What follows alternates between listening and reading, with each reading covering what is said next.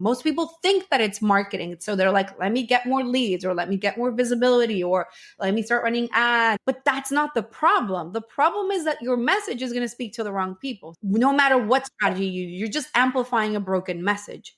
The work never stops, people. That's what I'm trying to. I was in absolute overwhelm in that moment at the park, like my kid in the swing, and then angle of mastery. Like that phrase came in and I was like, oh my God, that is it. What is going on, L&M family? If you can't tell, I got a new background. No, I didn't buy a new house. I'm at an Airbnb.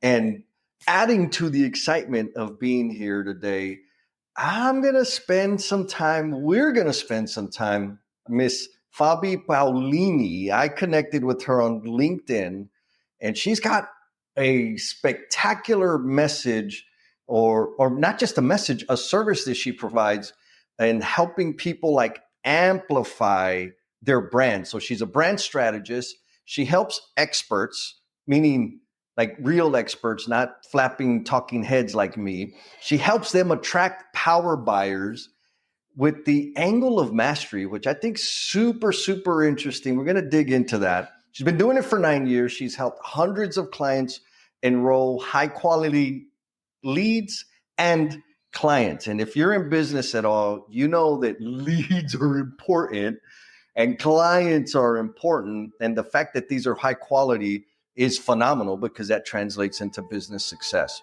And if this is your first time, this is the Learnings and Missteps podcast, where you get to see how real people just like you are sharing their gifts and talents to leave this world better than they found it. I'm Jesse, your selfish servant, and now you're going to get to know Miss Fabi. Miss Fabi, how are you? I'm so excited to be here and to talk to you. And you have this amazing, amazing energy and just this life in you. So I'm definitely excited to talk and share some of my story and just have an awesome conversation. So. Oh my God, I love it because I've been able to see several of your clips on, like I said, LinkedIn is primarily the place I live. I'm like there all the time. And I just learned today that you hit 70,000 views on your YouTube channel. Yes. Yeah. So I'm kind of getting started on my YouTube channel since the beginning of last year. I have a podcast where I share just weekly content and videos on there on messaging, marketing, all sorts of things. And so I just got this email this morning or yesterday morning with like a little, you reached 70,000 views and then 4,000 subscribers. It's small, but also I feel like it's massive. So. Oh my God. Okay. So let's stick there. I mean, you said it's small and you're probably like in comparison to other folks that have like massive views and followings, but it is massive. It is. You. Yeah. But it doesn't start off like that. Mm-mm. What was that like for you, being a brand strategist and being on the interwebs, on all the socials, and the time horizon between starting and actually hitting these big milestones? How did you manage that? Well, I'll tell you the truth, Jesse. For me, I don't care. I know this is really weird maybe, but I don't care about how many followers I have or how many likes I get or how many views I get. I genuinely don't. I just focus on delivering value and that's it. And if it's one person, I mean, obviously my business keeps on bringing clients and we keep on growing, which is ultimately what you want. But I just focus on delivering value. And for me, and it's a lot of what I do, and we'll talk about this even more later, but it's like when you have a message that matters to you and you're sharing something that is important, it's like, why would me having 100 views stop me? I just find that to be silly. So, yeah. I applause because I think rather for the L&M family member out there that's listening and maybe the wind has been taken out of your sails because you don't have 1 million downloads and all the things. I think what you said is absolutely fundamental in terms of having impact and staying healthy, like mentally healthy, is do it to share a message, do it to serve, do it to contribute. Because if that's what you're doing, mission accomplished. If you're doing it for likes and followers, that's a little different because there's a lot of goofy things you could do to get likes and followers. Now, in terms of the value that you're focused on delivering and providing, and I'm a beneficiary because I pay attention. I pay attention to some of the pointers you put out there in your clips and like, ooh, I do that. I do the messaging that's like, the sky is falling down. Let me change that up a little bit. And I've made some tweaks and I've noticed an increase in interaction when I change the message. And so you have this idea of this angle of mastery. What is that? Yeah. So basically for me, this is a long story, but I'll try to sum it up as much as I can. So Come on. Basically for me, when I started my business, I started creating content like we all are supposed to do, right? And I would bring in clients, but I started to feel like there was something missing in my message. Like I sounded like a lot of different people, and there were a lot of things that I was doing in my own expertise that were coming short when I was trying to explain what I did. I would say things like, I'm going to help you build a brand that attracts, for example, for the first few years of my business. And it's like anybody could say that. Anybody could say, I'm going to help you build a brand that attracts. And what happens often is that so many people fall into using phrases to describe what they do that are like an eye roll, sort of like, okay, thank you. I've heard that a million times. I know that. I see it. And I'm pretty new to LinkedIn. I literally started on LinkedIn in October of last year because You're blowing up, girl. years. I spent years using Facebook, and that's what I did. And I'll tell you that story later on. But my point is that when I go in through LinkedIn, I feel like 90% of the content sounds the same. And so Ooh. for me, this idea of the angle of mastery is about bringing together in one concept or one phrase who you are, what you stand for, and what you're truly selling. Like, what is it that you're selling? You're not selling a program. You're not selling a podcast. You're not selling a service. You're not selling a session or consultant or whatever. You're selling an idea. And so for me, your angle of mastery is that idea that sums it all up, but also feels different to the millions of things. Like I can guarantee that nobody out there is talking about angle of mastery because I created it. It's like my concept. And so therefore, I become known for that and I get to stand out because of that. And it also encompasses all these different pieces of who I am. So that's what it's about, basically. Oh my goodness. Okay. That's pretty. Here's what I love about it. It's pretty damn clear, right? And I hear that like all the time, right? Get clear, get clear, get clear. It's like, but it's not that easy. It takes some work. So in that line of thinking, in terms of gaining the clarity, like, were you clear when you were in 6th grade that you were going to have this trademarked idea and provide the services that you're providing today? Before we get into that, I want to give the L&M family member shout out. This one goes to Miss Trisha Reich. Miss Trisha sent me this message and she says, I really loved spending my Saturday with Jesse and everyone else. I learned about managing myself. If you have the opportunity to participate in one of Jesse's seminars, it's worth the time. So there you go. Trisha said so. We got to hang out in the Do the Damn Thing time management workshop. And there's going to be several of those coming up here in the near future. So keep an eye out for them. Of course not. No. So how'd you get here? So what happened from 6th grade until now? Yeah. Very short story. That's funny. No, of course not. Of course not. But it's the evolution of my brand, of figuring out how do I serve my clients better.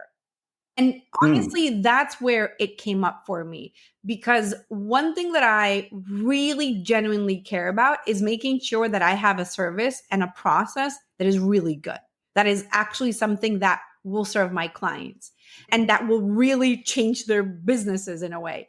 And so for me, in that process of figuring out, well, how do I give them a true differentiating factor, something that is genuinely going to help them get better results, is when I came up with the angle of mastery for myself. And it was one of those things that is like, happened in the most random way, how that phrase in particular came to me. Now, obviously, since I created this, I'll tell you in a second, but since that phrase came to me, I've developed entire frameworks and methodologies around it. But So it was like an unlock, like it was that happened, and literally, then I was searching for the phrase, and it was like the most, like the craziest circumstances. My dad had a kidney transplant, my mom was the donor. And while oh, both of them were recovering from surgery, I have three kids. My kids, I was alone with my kids. My husband had to, well, from Venezuela originally. My husband had to travel from Venezuela to have his passport renewed. I was in absolute overwhelm in that moment at the yeah. park, like my kid in the swing just pushing her, and then angle of mastery. Like that phrase came in, and I was like, oh my God, that is it. And I literally started recording voice notes to myself and this whole Wow. thing. And then off of that, I've built an entire framework process how to help my clients create their own like kind of angle of mastery phrases and stuff like that. So it was like this whole kind of crazy thing. Oh my God. That's a beautiful story. And I can only imagine the pressure you were under. And maybe the takeaway there is like you got to be open, seeking, and ready for those moments, that clarity to hit. Would you agree? 100%. And I think that that's when they come in, though. That's when that clarity Mm. comes in. I think that the more that I mean, you have to have a framework and a process like learning to ride a bike. You have to learn, okay, I have to put my feet here. I have to move my feet. I have to keep my balance.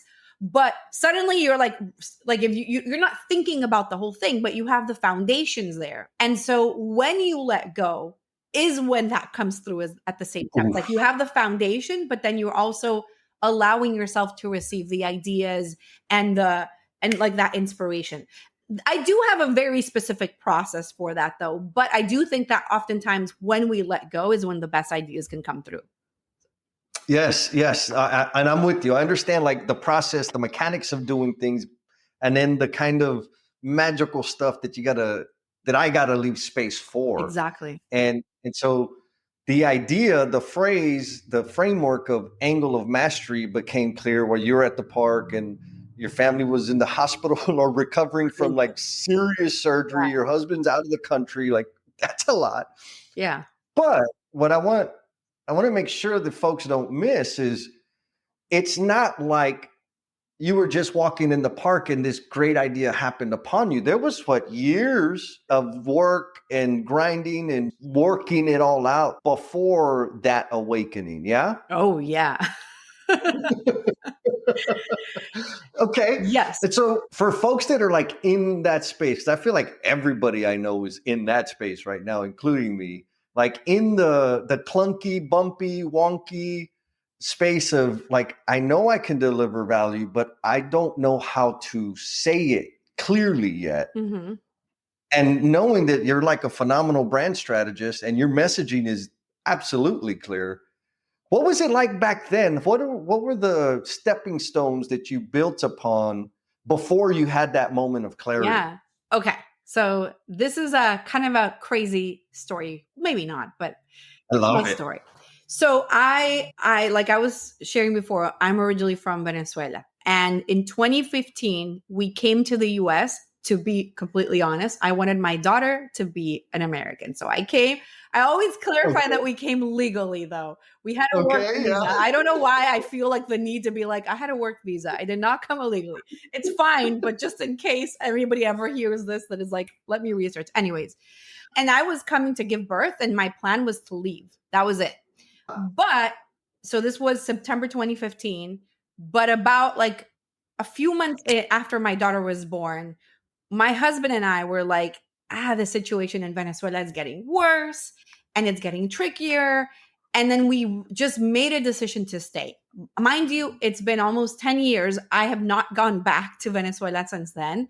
I had an apartment with a baby nursery, all my clothes, everything that was kind of there until last year when we finally rented the apartment, but it was like frozen in time. And so we made the decision to stay. At the time, my husband, he is a singer, but at the time he was working as Oh, a singer and he would travel to Venezuela to do shows and concerts there. And basically that's kind of how we were making our income. But I had a background in branding. I've been doing this from since 2007, and I had an MBA and I had all of this kind of knowledge. But my Mm, business in Venezuela was all word of mouth, and it was in the local currency. It wasn't in US dollars. So it wasn't something that okay. was like easily translated to dollars. So, anyways, I was like, I need to start building my business. As the country, Venezuela, starts to shut down more and more, our income from my husband's show starts to cut off, because if you're not aligned with, basically, I don't want to get into politics, but the dictatorship, you don't get to perform. So essentially, Sure. my husband ended up, not going back. And so we were like, okay, we need to figure out a way to build a business here. So I started investing in coaching programs and marketing to figure out what to do. At that time, Okay. I was doing mostly like web design, and yet some messaging. I always knew that messaging was important and the core of things. But what I was being taught back then, which is still being taught today, which is crazy to me, is a lot of that pain marketing. Let's agitate people's pain. Let's talk about how bad the problem is. We'll get into this a lot because I can really go into this topic. And like, what type of pressure can you use to get people to buy almost, and like how to do sales and all of these things. And I started implementing, and it started working. But I would also attract a lot of people who were broke, who could not work with me, who couldn't afford it. And I Mm, was not going to be the type of salesperson that can enroll that type of person, because that's not who I am. It just never felt right. I just couldn't. It was like, okay, I know that there's people that could enroll you, but if you have to sell your car to work with me, please don't sell your car. Like, please. right. You got other things. I mean, priorities. Yes, of course you need branding and messaging, but you need to eat. So please eat. Anyways, I started growing my business, and little by little, it started moving more and more into messaging. And so one Okay. day I think like in 2021, I was like, I feel that this type of message does not resonate with me. This type of pain marketing strategy, everybody's talking about it. It's like the bro marketing way of doing things. It doesn't resonate with me as a buyer. I don't Mm. buy when you're talking to me in this condescending, poor you way. I'm here to save you, right? And so Oh, if I yeah. don't buy into that, why would my audience buy into that? So it was like a very bold decision on my end, but I was like, I'm going to do things completely different. I had zero evidence of it, but I was just convinced that there was a You better way do. of doing things, Yeah. right? And mind you, now I call that strategy being the Ursula, which is you're speaking to the poor, unfortunate souls. It's like, Poor unfortunate there we go. souls. That's it. You got it. There's a new Little Mermaid movie, so now everybody can get that reference. But Yeah. that's what I call it. It's like when you're becoming the Ursula, when you're talking to the poor, unfortunate souls in your whole messaging. And so I was like, I'm not doing that anymore. I'm going to speak to the people who are like me. I have a problem, and I'm like, okay, who do I hire? What do I do? How do I fix it? Yeah. I'm not like, oh, miserable, falling apart, full of anxiety, Right. can't sleep, my life is falling apart. I'm a smart person. I don't Yeah. need that message. So I shifted. That was kind of the first piece of my messaging transformation, to really speak against that a lot. And Yeah. which meant also that a lot of the coaches and I never said anything by name, but a lot of those coaches were like blocking me off everywhere, and like Uh, all the things really pissed at me. And I'm like, yeah, go ahead. You're going to say something. I've been wondering because you made a dramatic shift Yeah. from the norm, from conventional thinking, from the wisdom of those amazing coaches out there. And obviously, I mean, you just started talking about it, right? There was friction. Yeah. And you also said that you didn't have any evidence that this was going to work. Mm-hmm. And you did it anyway. So if you could like expand, what did that feel like? How did you reconcile? Okay, all these fools, everything out there is telling me this is the way, but right here within Yeah. me, this is telling me there's a better way. How did you reconcile and stay resolute Yeah. in doing what you saw needed to be done? It just had to be done. Period. It was, Okay. for me, I am really good at trusting my gut and at following intuition, God, however you want to view it, however you see it. For me, it was really clear. And it's funny because coming back to the LinkedIn, like what happened with LinkedIn, It was Yeah. a similar thing. I had been building my business on Facebook since 2015. That was it. I had it clear and dominated. And so last year, I had this moment where I felt like I'm done with Facebook. It was still Ah, working for me. I still run ads through Facebook and they work really sure. well. But my organic stuff, I can't even explain to you. It was almost like a physical sensation of leave. And so Ah, out okay. of the blue, same thing with this like Ursula language. It was like, stop. From one day to another, I was like, bye, Facebook. My gut just told me go to LinkedIn. And that's how I just moved over to LinkedIn after not doing anything on LinkedIn basically ever. But that's the same thing that happened with the messaging. It was like, I don't have any evidence of this necessarily, but it was common sense to me in Yeah. terms of messaging. If my message says you're powerless and you're full of anxiety and you feel like nothing is going to work, how is it a surprise when I get on a sales call and somebody tells me I don't think that this is going to work because nothing has ever worked and I'm too afraid to invest? Like, I literally called you into my program. That was Right. exactly why am I surprised when that's what I'm getting back? So we have to be so careful with our content and our message and really discern and be like, wait, does this make sense? And so it was just common sense for me. It was like, I don't have evidence of this, but this is logical. You don't see, I don't know, like Mercedes Benz or I don't know, let's Bentley have What, commercials what, that are like, your car is falling apart. Come buy my car. Or you're so sad. I don't transmissions. I don't know anything about cars. They don't do that. So why is it that I have to do that? It doesn't make sense to me. So right, it right. was, Okay. So I'm gonna go a little deeper on this intuition and gut thing because I'm told, like, you and I, sister, you don't even know. Like, everybody knows, like, man, you're crazy. Like, yeah, I know. But it's because I'm compelled. There's yeah. something, I call it the whispers, but there's something that just makes it super damn clear that this is what I need to do. Mm-hmm. No evidence, no nothing. And so most people think, like I said, I'm nuts. But in terms of your situation, you clearly you have embraced your intuition and your gut. How did you, or where does that come from? Where does your confidence in doing that? Were you all, maybe a different way to think about it is, were you always so confident about what you felt and thought or sensed in the world?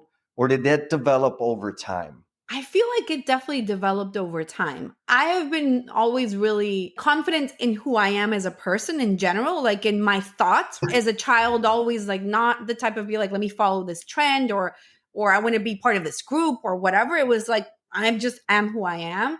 But I think that there's been a lot of personal development work that I've done as Okay. well.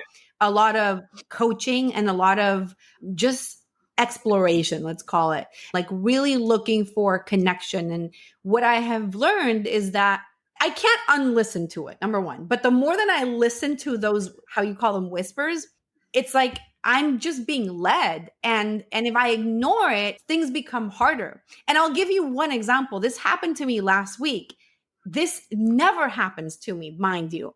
I was on a call with somebody and she was like a potential client and not quite in the place where she could invest. And my gut, Jesse, was like, you need to give this person your program. Like, never happens. Maybe once a year Right, right. or once every 2 years. And I was like, you know what? I need to enroll you into the program. I can't even explain it. I could feel it in my throat. It was like, you Yeah. need to do this. And so I have to Wow. trust that. I can't move away from it. I can't even explain it, but it's something that I've definitely developed and I'm very in tune with and I follow it. I always follow it, even if it doesn't make sense in the moment. I think that for me, just having so much connection with God, spirituality, that is just makes it stronger. And I pray for it too. It's like just Yeah. words and tell me what to do and I will do it. Like whatever you tell me to do, I will freaking do it. I will follow Yes. your lead. So I try to just build on that, like build on that evidence of that, of like, whenever I Yeah. do this, look at then what happens and how much abundance shows up. Yes. Yeah. Oh, amazing. And so thank you, because now I'm not the only one.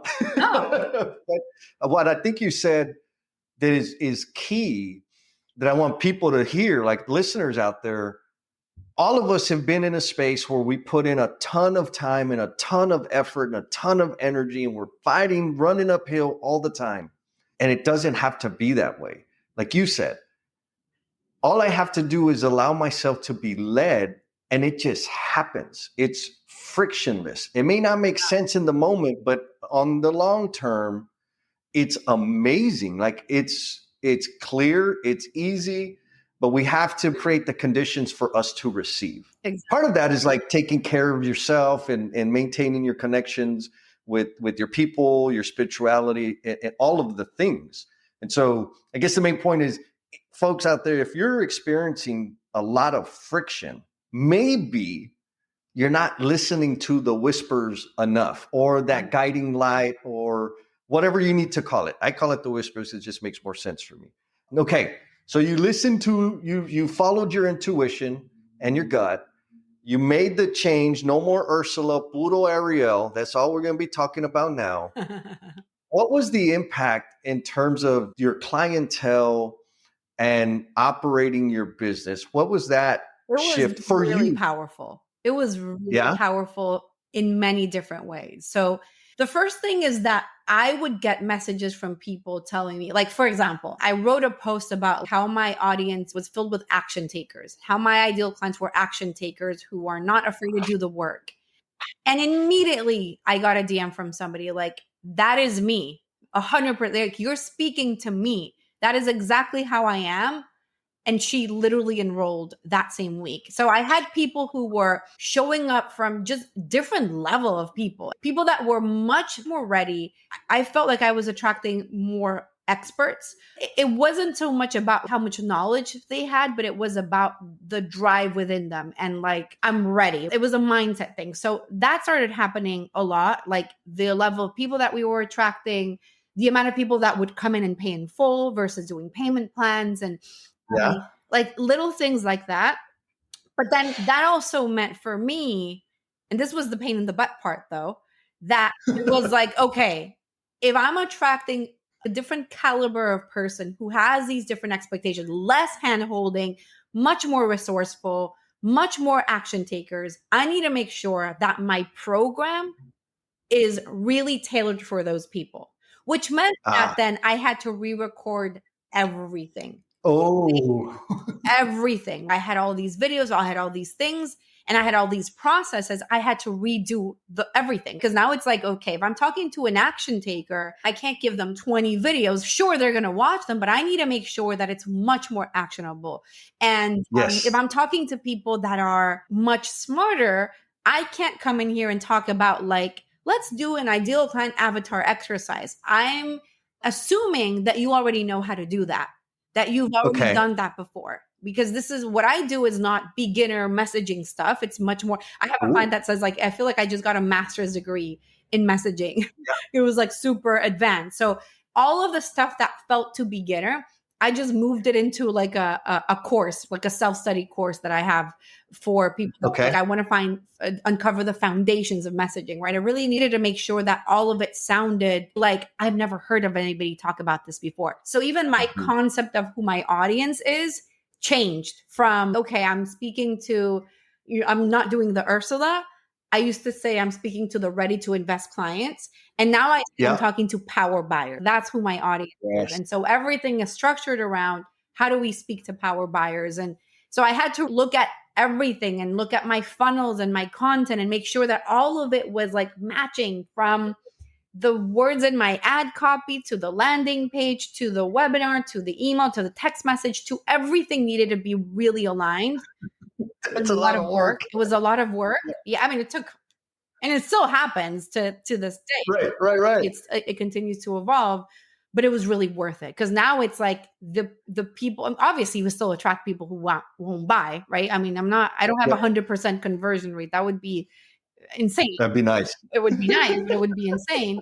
But the great majority of people who I attract are like, I'm ready. And when they enroll, they get results, they take action. Their business is like, oh, I've created this concept, this thing that is my thing. And people pay attention. And so it's like, it changes their businesses too.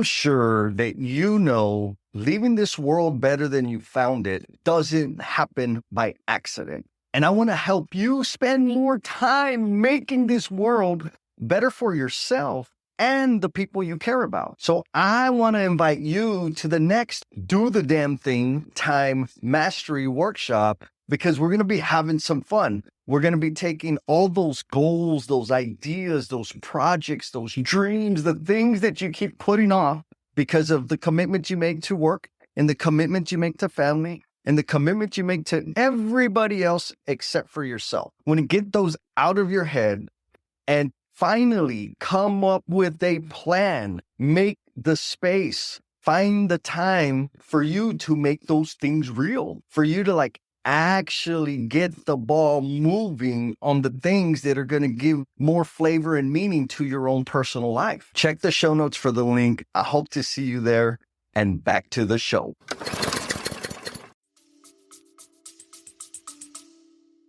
Oh my goodness. Thank you for sharing that insight. What I want to make sure people don't miss is you got clarity and shifted, and it's helped you with your clientele. You're helping them do amazing things.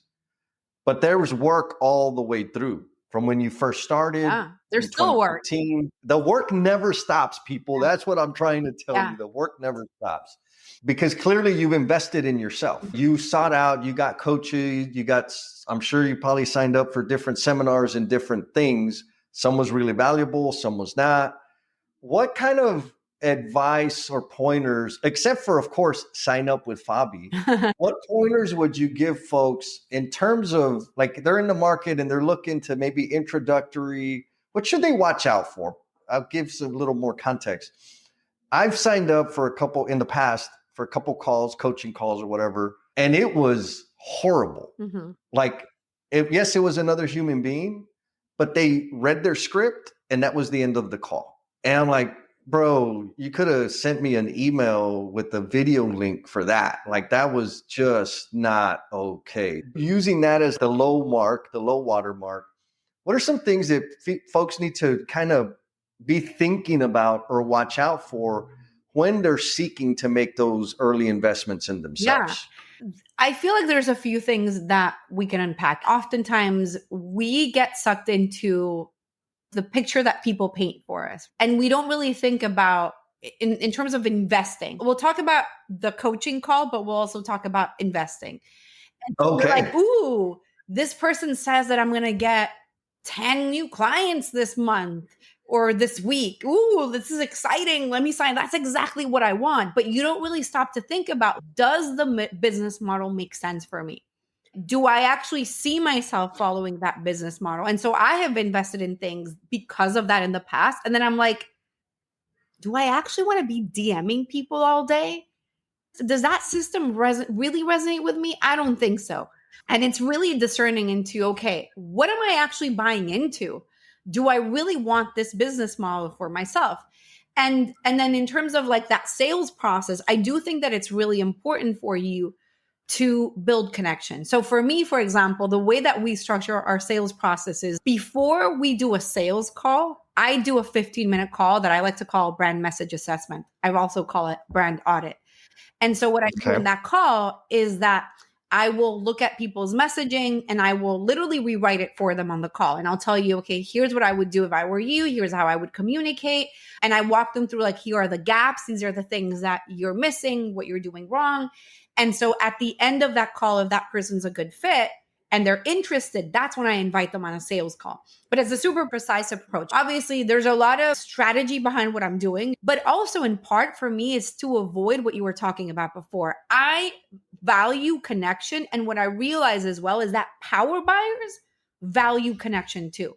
So people that are like, oh, I want to sign a C-suite person, like a CEO of a company as a client, or I want to sign an executive leader, or I want to sign a whatever. These are people that are not stupid. They're not going to fall for transaction-based marketing where it's like your number, like your cattle, right? What I find is that the more that you give them touch points where you get to build relationships with the person, the more likely that they are to buy. So in my case, That's why I do the 15-minute call. In part, there's lots of other reasons why. There's a lot of strategy behind that. I'm also doing it to show people like what the problem is. I'll explain that afterwards. But then also from there, when they move into the sales call, which isn't with me, I've already built such a powerful connection. It's easier for them to buy. The other so looking at like when you're going through that process of I'm thinking and investing, does this person actually care about me is an important question to answer, right? Or am I just a number for them? Am I gonna be treated like, I don't know, like they just want me to buy and they're pressuring me to buy.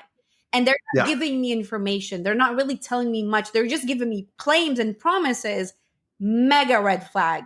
Yes. The other thing for me is one of the core things that I tell people through the work that I do is that most people have a messaging problem, not a marketing problem. Most people think that it's marketing. So they're like, let me get more leads, or let me get more visibility, or let me start running ads, or let me do LinkedIn or TikTok or YouTube or whatever, hire appointment setters or whatever.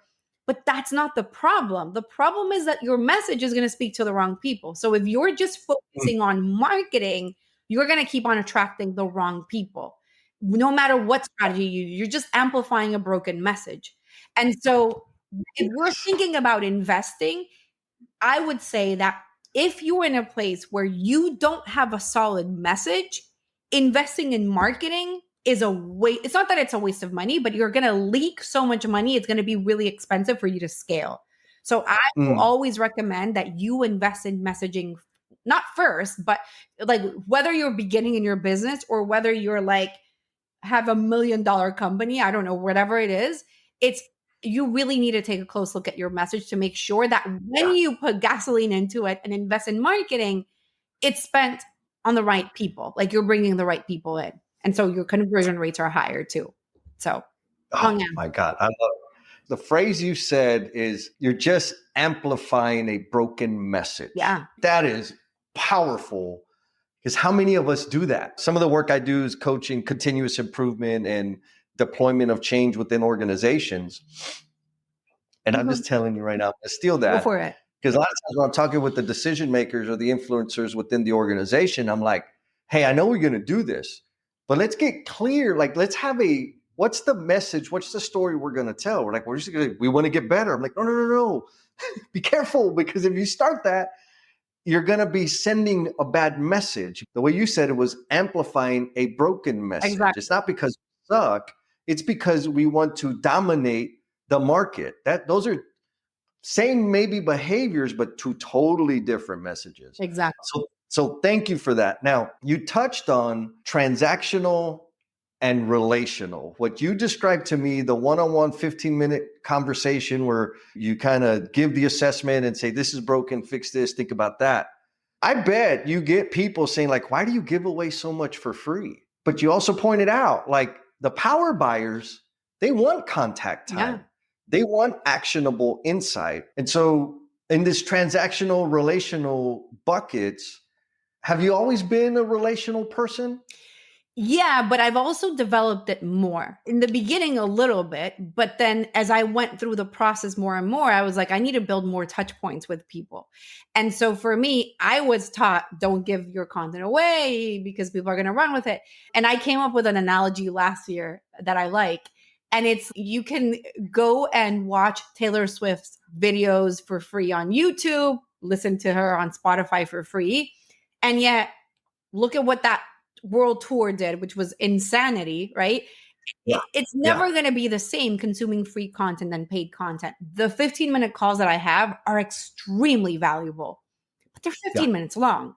Your problem is not going to be solved in 15 minutes. Even if I give you, which I give people copy for free, it's not going to be solved. And so the people that think that it will, please take it and use it. I hope it helps, right? I hope it helps you, because if you think that this is enough, okay, then you definitely need it, right?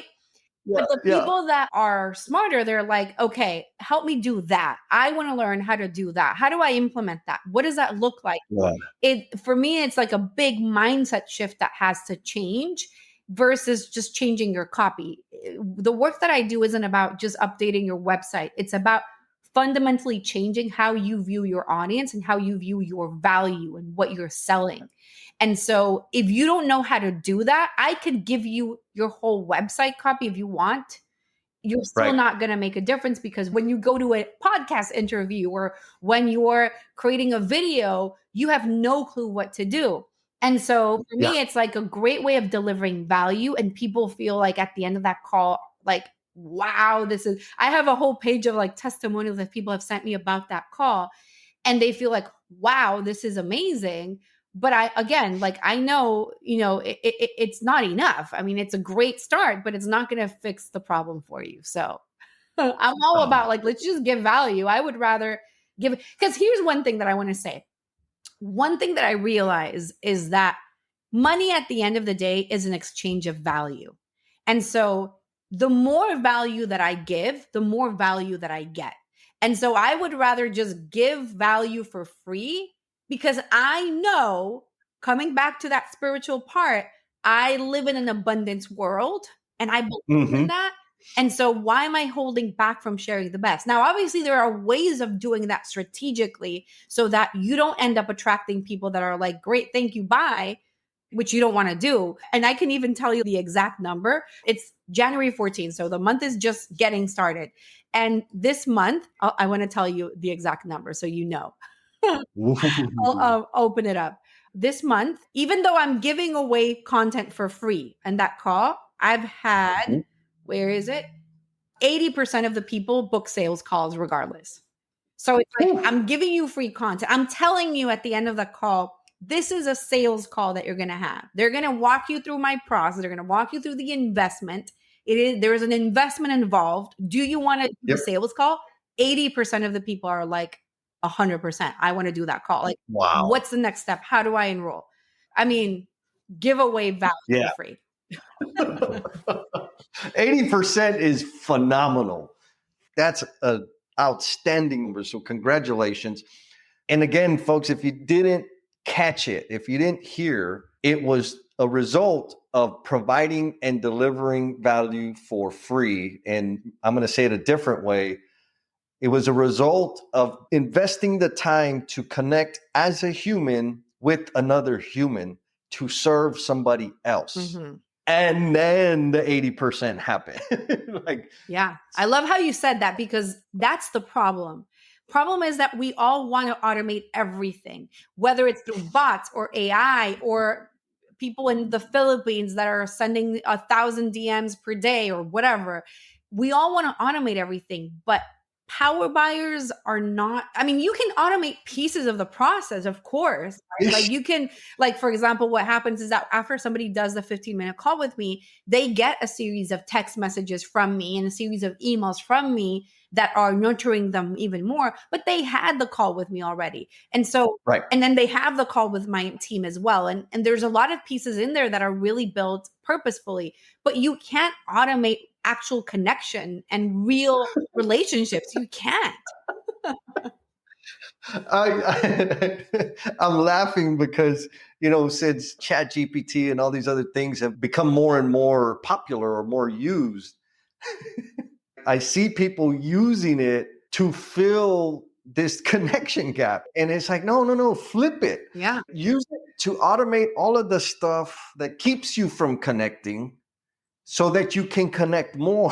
Right. I mean, and you can Right. tell. You can tell when posts are written by AI, when Yes. comments are written by AI. It's like, okay, dude, you're wasting your time. Right. This is not going to make a difference. Right. Oh my God. It's so awesome. Okay.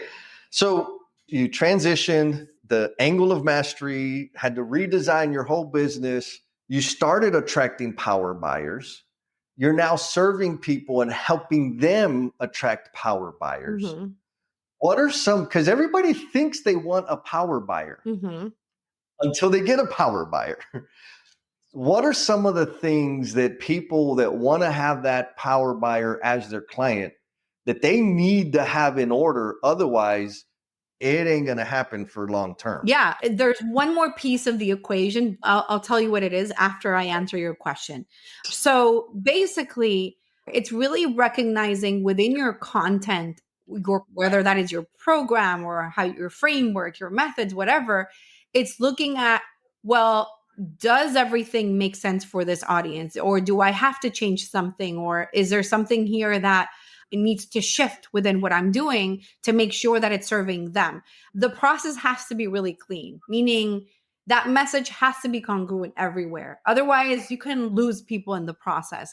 But it's more about mindset. It's also about like really believing that you can serve them. One thing that I often tell my clients, and it's a phrase that I often use, it's this idea that your capacity to make sales comes down to your capacity to receive clients. What that means is that oftentimes we're like, I want more clients and I want to make more money but you don't have either the systems in place, or you don't have, bringing in more clients would be a real nightmare for you. And so for me, for example, I value my time a lot. And so I have 3 kids and I work from 11 to 3. That's it. Monday through Thursday. On Fridays, I schedule out emails, but I don't have any meetings or anything else. There are days when I go a little bit over 3. Sure. But for the most part, I work from 11 to 3. At 3 o'clock, I go out, I pick up my kids from school, and I spend the afternoon with them doing homework and whatever.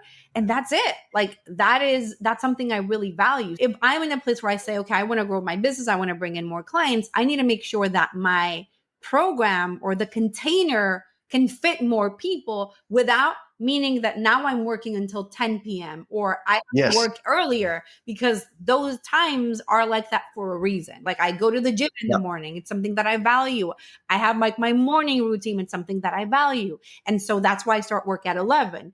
And so having the space built within your business, the support that you need, if that's what matters or whatever, to make sure that you can receive more is what matters most. So that's kind of what I would say. Yeah, I love like this, the influx of work or backlog revenue, whatever language you like to use, that you think you want. As soon as you get it, it's going to surface the problems in your system. Mm-hmm. And that's not a bad thing. But like when you're working with power buyers, you need to fix it fast. So be ready to fix it. But it's a good challenge too, because it's like, then you have to be like, I had a client that I work with at the end of last year, for example, who was like a badass. Like I was like, oh my, how did I even attract this person? He spoke at the World Economic Forum or World Business Forum, I think it's called, in Spain, and had multiple PhDs. And she was like, I need your help. And I'm like, what? Me? Okay. But then what happens is that when I serve clients that are like that have a lot of knowledge, a lot of understanding of a lot of different things, what that does for me is that it pushes me to be like, okay, let me look at my program. How do I make sure that this is going to serve that person? Or for her, in her case, she was a one-on-one client. So I write her messaging for her and all these different things. I need to make sure that this blows her away, that she's like, wow, right? Yeah. So I just work that much harder. But in that process, I create new frameworks and ideas and stuff like that too, which is awesome too. So amazing. So there's the added benefit. You attract the power buyers. And as a result of supporting them and serving them, you got to get better. So their expectations and their performance drives you to get better. And it's this like virtuous cycle of improvement and service. Okay. What pieces of the equation have we missed? Okay. So the first part for me was speaking to the power buyers. That's the first thing that changed. And so once I was like, wait a minute, I can't do the Ursula anymore. I need to speak to the power buyers. And I changed that. The next piece was, okay, now that I'm speaking more to these people, how do I really catch their attention even more? And that's when the angle of mastery concept was developed. But then the third part, and this third part is the thing that I came up with last year, is something that I like to call the need to have formula, which is turning what you do into a need to have. Because it's like, I can sell you into this concept, but how do I make sure that it feels like a need to have versus a nice to have? And what I find is that most people, the way that they communicate what they do sounds like a nice to have. It would be nice for me to invest in leadership, in whatever, coaching, spiritual coaching, relationship, a consultant would be nice. Do I need to spend this money? Well, I don't know, right? And so it's how do you turn what you do into a need to have? One of the things that I tell people is that for a certain audience, a $50,000 Hermes bag is a need to have, right? And Sure. all communication, everything becomes a need to have if you know how to communicate it and articulate it effectively.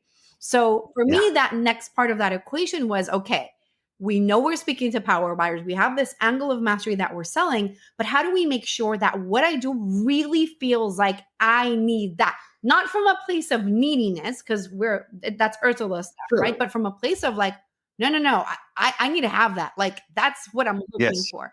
And so that was the next part of that equation for me. That was what I spent a lot of last year developing that framework around that. And I called it the need to have formula. It's like the whole system for turning what you do into a real need to have in terms of your communication, but then also looking at the program as well and making sure that Yeah. what you're selling is like kind of coming back to what we were saying before, truly serving that audience and removing the excess so that it feels genuinely like I need that. So that was the last part of the Yes. equation. I think that's just like the uppercut, right? Like that's the knockout punch there.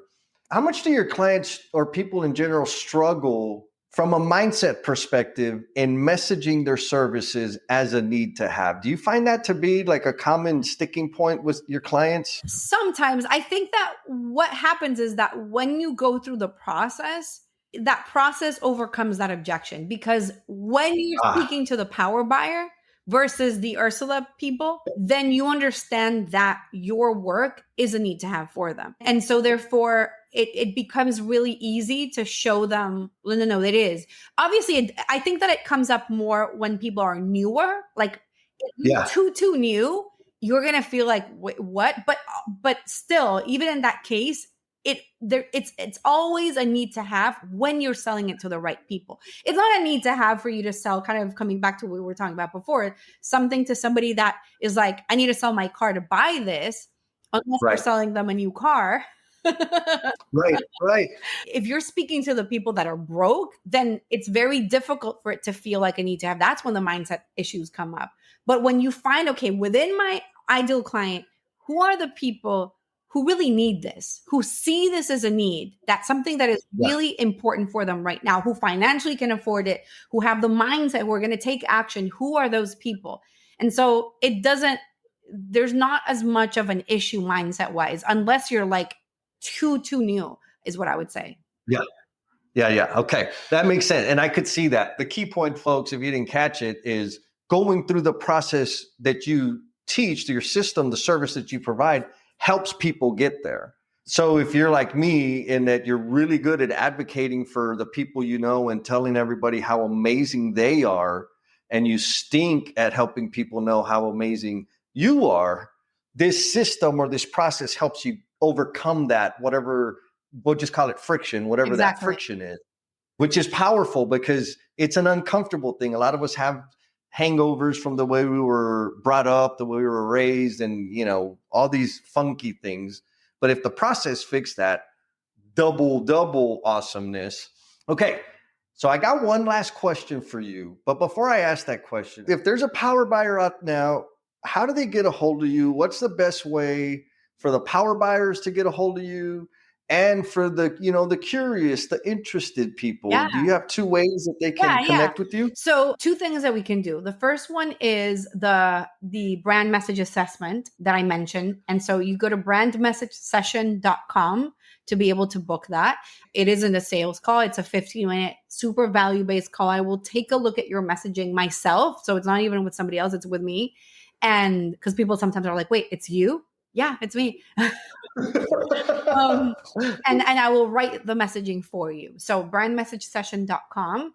And then if you want to go deeper into the concepts that we talked about today, power buyers, angle of mastery, the need to have formula, what that process looks like more, I have a training at readytoinvestclients.com. I need to update that to say powerbuyers.com. But right now it's Thanks. Yeah. readytoinvestclients.com. Readytoinvestclients.com. And that's where you're going to find that training where I go a little bit deeper into explaining these concepts and how they show up in your business. And so that's another way to go. Awesome. And you can follow you on LinkedIn and Everywhere. Yeah. YouTube. I found you on LinkedIn. Yeah. Beautiful, great messages. Love the video. And I just discovered that you had a YouTube channel. So, of course, I got to Yeah, go yeah. consume Fabi some of that. Paolini. You're gonna have to look at the description and the episode to learn how to type that. But Fabi Paolini everywhere, basically. Yes. And we'll make sure, folks, the links are going to be down in the description and all the wonderfulness. You ready for the last softball question? Okay, let's see. Now, you clearly have an understanding of abundance and you follow your intuition and the whispers. You're about service, you're about connection, and you've been super gracious with your time and connecting with me on the LinkedIn and then talking now. So I'm like excited about what your answer is going to be. What is the promise you are intended to be? Ooh, that's a great question. Very easy, quick question to answer. Well, I think that for me, what immediately comes up and what has come up in the past, not with a similar question because I haven't been asked that, but it's about helping people create the message that matters to them. And for me, that's what it's been about. It's about really discovering what truly matters to me. What do I want to be known for? But it's beyond that. It's what matters, right? And so that's what I'm here to do. And that's what matters to me. It's helping people create the message that matters to them so that you're uplifting everybody else and you're uplifting yourself in that process, which I think ultimately is what we all want to do. It's like, let's raise the conversation everywhere, internally first. Hello. But then externally as well, through the content that you're creating, through the work that you're putting out there, through the people that you're serving, through everything that you do and who you help and how you impact lives. And I think it comes down to that message that matters part. Oh my God. I knew it. Like serving others, as one grows, we all grow. Yeah. Amazing. Did you have fun? That was awesome. That was super fun. Did you have fun? Oh, That was my awesome, goodness. Jesse. Thank you so much. Thank you for sticking it out all the way to the end. I know you got a whole lot of stuff going on. And in appreciation for the gift of time that you have given this episode, I want to offer you a free PDF of my book, Becoming the Promise You're Intended to Be. The link for that bad boy is down in the show notes. Hit it. You don't even have to give me your email address. There's a link in there. You just click that button and you can download the PDF. And if you share it with somebody that you know who might feel stuck or be caught up in self-destructive behaviors, that would be the ultimate. You sharing that increases the likelihood that it's going to help one more person. And if it does help one more person, then you're contributing to me becoming the promise I am intended to be. Be kind to yourself, be cool, and we'll talk at you next time. Peace!